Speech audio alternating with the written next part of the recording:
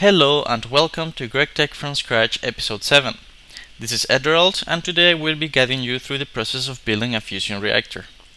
What's a fusion reactor? Well, it's only the highest tier power generator in GregTech. It can generate a crazy amount of energy. To get started, you're gonna need to build a fusion control computer and place it a couple of blocks above the ground, just like this. And you can access the interface and you'll see this crazy contraption here.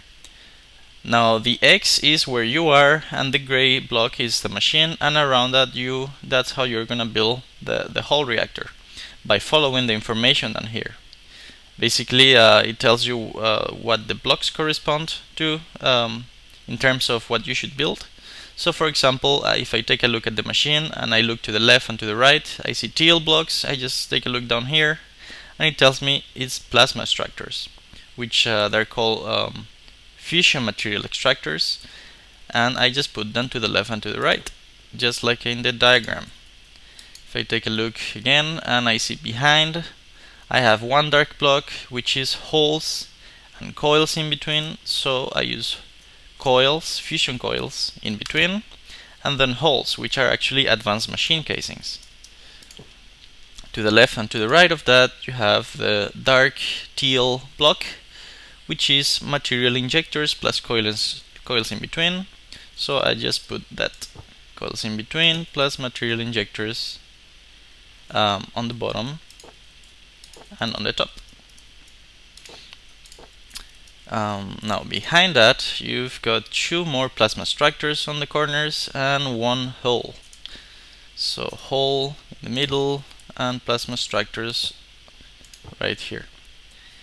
Okay, now to build the rest of the machine, what I like to do is to grab myself coils, and you saw I built 3 coils here. Now I build 2 like this, and then 1, and then I do the same thing except backwards, so 2 and then 3, and then I just follow that pattern until the end. So I'm gonna build 3, 2, 1, 2, 3, which corresponds to that one,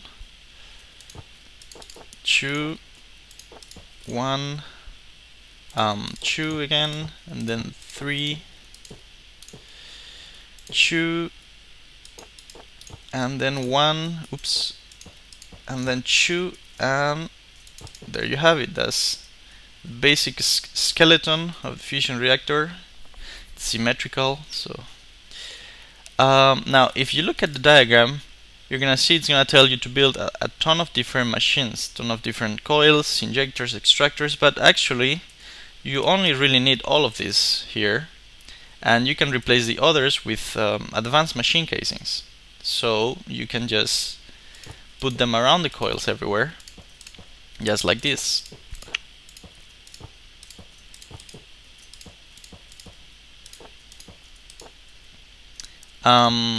Although you will need to use energy injectors, because that's how you're gonna make your reactor work. Because in the new reactor, for example, the tritium deuterium recipe, it uses energy instead of giving you energy, and it used to give you energy in the old design, but not anymore. So we just put some casings on the top and then in the middle, both outside and inside, just like this.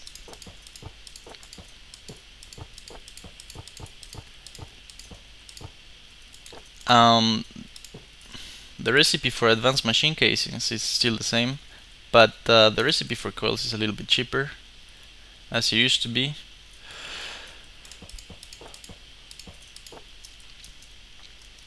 Okay, now just need to fill in the middle, and I'm gonna leave 4 blocks clear because I'm gonna put energy injectors there, which I'm gonna fit with energy. So in the diagram you have these cross patterns on the 4 corners, and those corresponds to energy injectors. Now since I wanna do in this case the recipe for tritium deuterium, and it says that it starts at 40 million EU, then I'm gonna need 4 energy injectors, since each of them it's gonna use it's gonna store up to 10 million EU. So you can just put them like this, just like they show in the diagram.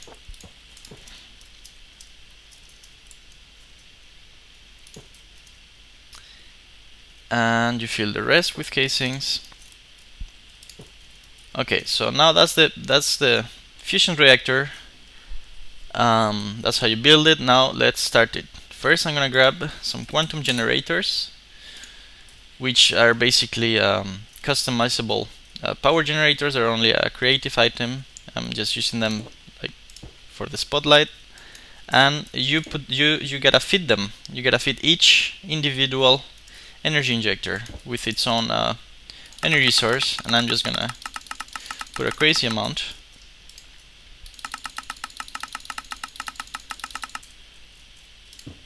And each of them is gonna fill up to 10 million EU. By the way, this is an item from Advanced Solar Panels mod, I think. Okay, to see how much energy your fusion reactor stores, you could right click on it. But to see the numeric amount, you can use a portable scanner. And it tells you contain energy 40,932,000, which means it's ready to begin the reaction. Now we need to provide it with tritium. If you look at the recipe, tritium is provided on the top and deuterium on the bottom. So you're gonna use the material injectors here and the material injectors here to provide it with those ingredients. Those materials, I mean. So if you can just provide them in the form of cells, or you could pump it in if you have a tank, or you're making it into liquid form. Then you can just pump it in the injectors. So I put some tritium and it's storing it. It stores it up to 10,000. And then I'm going to put some tritium on the bottom, and the reactor is going to start automatically. Now the fusion reactor does not generate energy directly. What it does generate is plasma in liquid form. So you're going to need some Liquidex or waterproof pipe to take off the plasma, and you connect them to the fusion material extractors. Now let's see the plasma going. There you have it. Since this reaction takes 4096 EU per tick to run, you could use 2 plasma generators, each of which produces 2048 EU, and just connect them to the plasma pipes, and they can generate enough energy to keep the reaction going, as long as you connect them to the energy injectors, of course. Just like that. And if you take a look at the reactor with the scanner, you can see that it's not losing or gaining energy. You're providing as much energy as it's using. So now this can run forever as long as you provide it with enough tritium and deuterium. So how many plasma generators can you run? Well, I'm just gonna build it here and I'm gonna show you.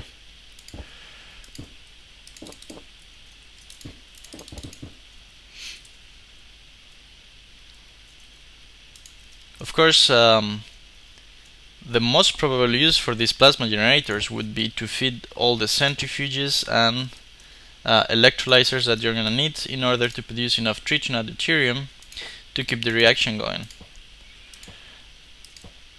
And that's gonna take a few thousand U. I'll give you the exact numbers of centrifuges and electrolyzers you need at the end. But it's quite a shocking amount, I can tell you. Okay, so I'm building here 30 plasma generators. The power they generate is close to 60k. You just have to make sure they all are getting plasma, and thermal expansion is going to make sure that they're all fed equally.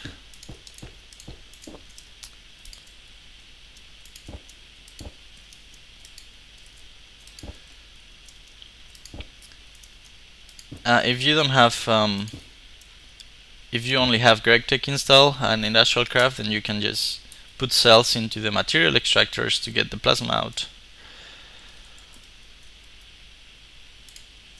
Alright, so all of them are being fed with plasma, and now let's get them to use. So I'm gonna use here a matter fabricator. This is GregTech's idea of a mass fabricator, which the mass fabricator is disabled by default in the normal GregTech configuration, and this is his matter fabricator, each of which accepts a maximum of 8192 EU, and they can use a ton of different items as scrap, like plutonium dust or green sapphire dust. Normal scrap works as well. So that's the... And if you don't provide it scrap, it won't work at all. So you need to provide it scrap at all times. Oops, I'm not using the whole all of them because I need some wire. Now what I wanna show you is that you can run 32 plasma generators, 30 here and 2 feeding the reactor, and you're actually gonna be gaining a small amount of plasma, which you could store in a tank, or even like try to feed a last plasma generator. So yeah, let's get so right now 30 plasma generators are generating about 60k. Each of these matter fabricators take 8,000, so 8 of them will consume all the energy that these guys could produce, which means they'll be consuming plasma constantly.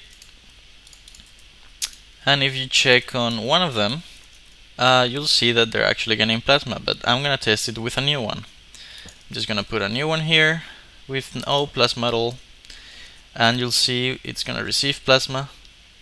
In the next cycle, it's gonna start working, and it's not gonna stop working.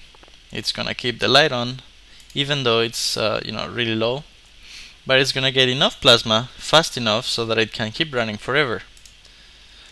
So there you have it, 32 plasma generators working constantly. Now most of the energy here you're gonna use to feed centrifuges and electrolyzers, for if you're using the tritium deuterium recipe. Specifically, to make tritium you need to use centrifuges. To make deuterium you also use centrifuges with hydrogen. To make hydrogen you're gonna use the this recipe, where you pump in water into electrolyzers and then you get hydrogen cells. Of course you're gonna want to recycle all of those cells, because otherwise you're gonna spend a insane amount of tin. So how many electrolyzers and centrifuges you need for this reaction? You need 32 electrolyzers producing hydrogen, which you could feed with 10 aqueous accumulators from thermal expansion. As you will also need 144 centrifuges, 24 of which producing tritium, and 120 producing deuterium. Of course you could decide to use any of the other recipes, but I haven't tried them yet. I suggest you explore them on your own. One last thing, you cannot reuse these multi-blocks. Like you cannot copy this setup here over there, plus put a fusion control computer here. That won't work. In fact, this one will stop working if you try to do that. So you cannot have like 4 fusion reactors here, which would be pretty cool. So this was the fusion reactor episode. I hope you enjoyed it and it was helpful. I'll see you next time.